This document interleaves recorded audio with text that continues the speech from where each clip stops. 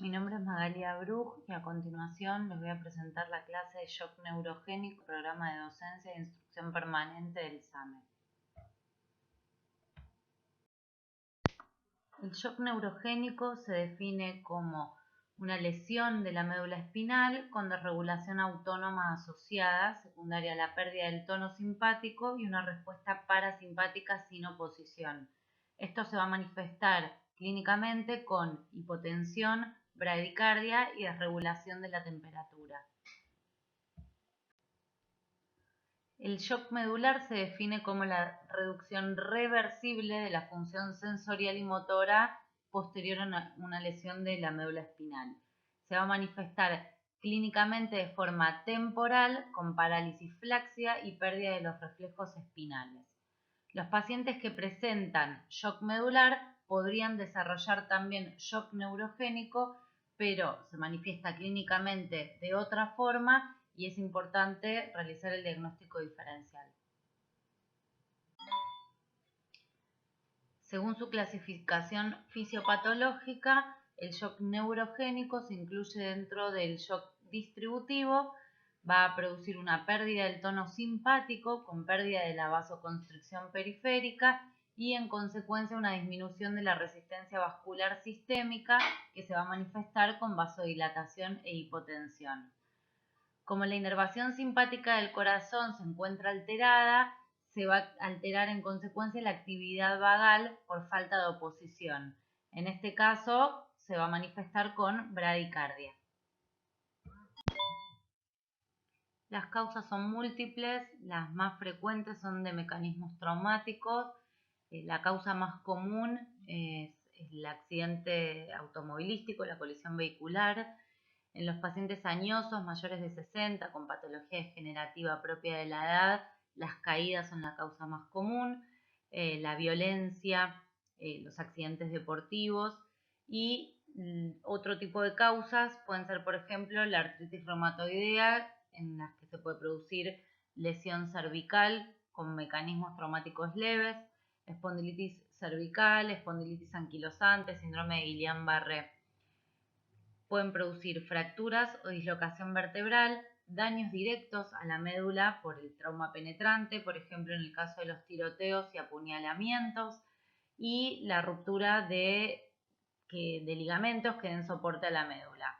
En el caso de los pacientes que presenten además un daño encefálico o intoxicaciones, por ejemplo por consumo de alcohol, en donde el déficit neurológico interfiere con el correcto abordaje diagnóstico, es importante no descartar la lesión traumática ni la lesión de la médula espinal y tratarlos como tal.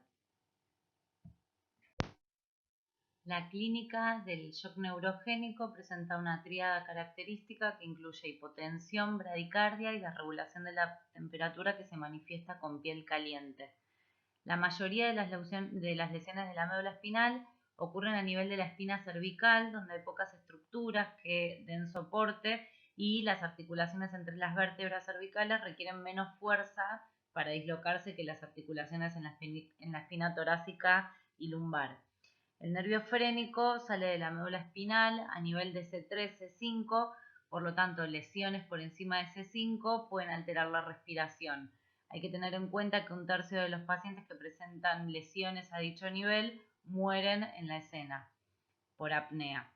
Cuando se produce una fractura o luxación de la columna torácica, casi siempre resulta en una lesión completa de la médula espinal. Y el nivel de lesión de médula espinal puede estimarse por el patrón de la debilidad muscular y el déficit sensitivo. Hay distintos puntos de referencia para poder evaluar y establecer el nivel de la lesión de la médula espinal. Las neuronas sensitivas y motoras viajan a través de diferentes partes de la médula espinal.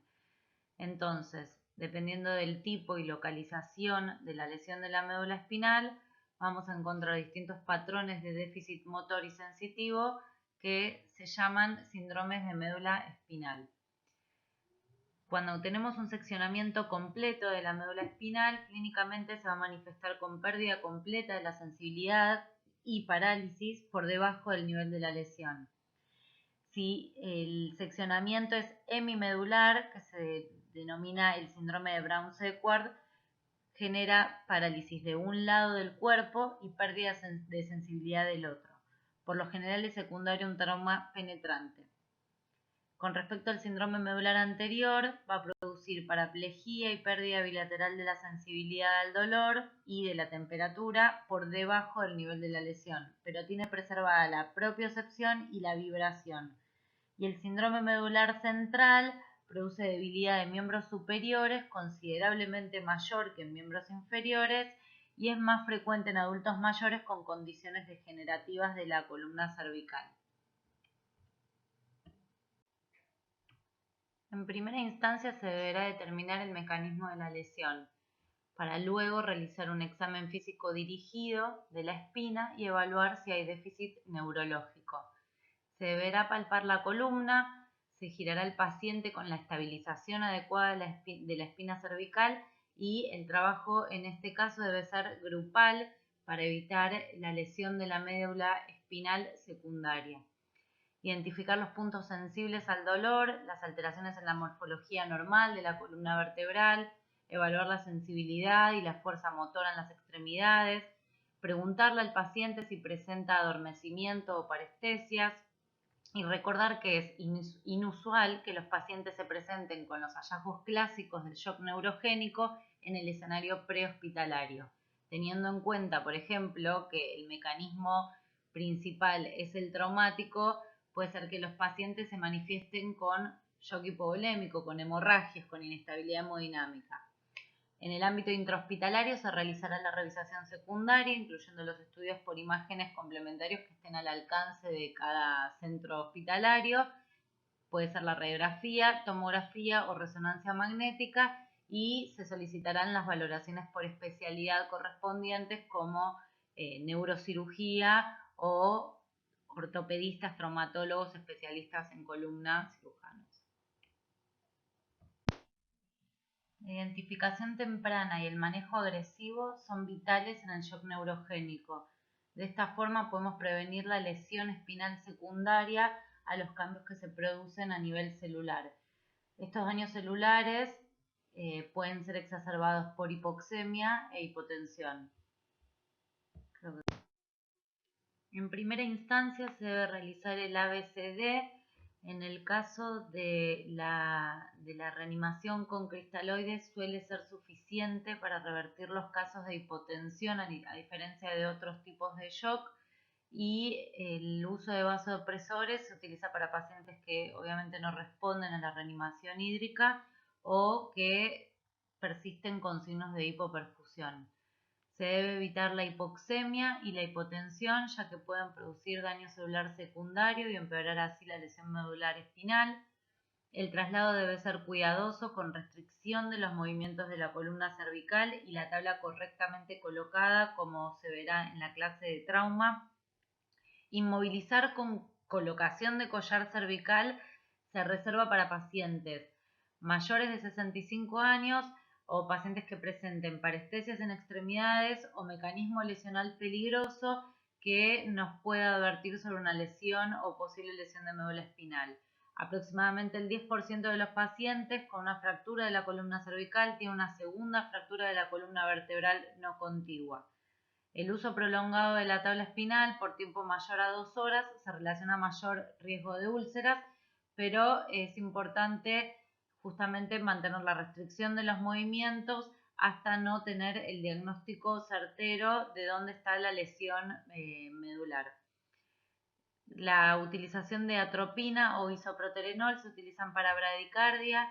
Si bien la utilización de glucocorticoides de forma endovenosa es discutida, se aconseja utilizar, y en el caso de los pacientes que presentan algún grado de compresión vertebral secundaria a la lesión, es importante realizar el abordaje quirúrgico. Los síntomas del shock neurogénico persisten durante 4 a 5 semanas. El pronóstico general va a depender de la extensión de la lesión en la médula espinal y la respuesta al tratamiento instaurado. aquellos asociados con déficit neurológico tienden a tener peor resultado de pronóstico. Muchas gracias por su atención.